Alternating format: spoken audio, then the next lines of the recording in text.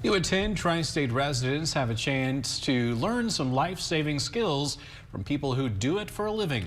Adams County Ambulance is hosting training sessions to teach everyone important techniques such as how to stop a bleed. WGEM's Rose Lehner joins us to explain the life-saving goals. Daniel and Raja, these training sessions provide vital hands-on techniques for proper bleeding control, all in hopes of saving lives.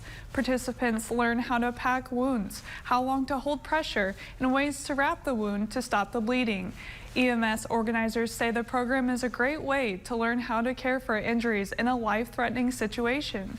The goal is to give residents confidence to respond to an emergency in a timely manner. To recognize and be comfortable to do the skills, use those skills.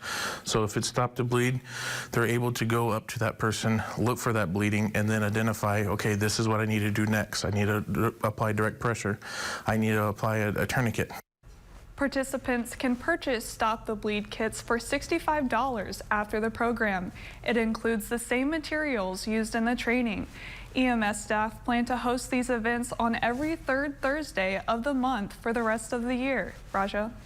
All right, thank you, Rose. By the way, EMS instructors also offer personalized classes and CPR training. You can find a phone number for more information on our website at WGEM.com.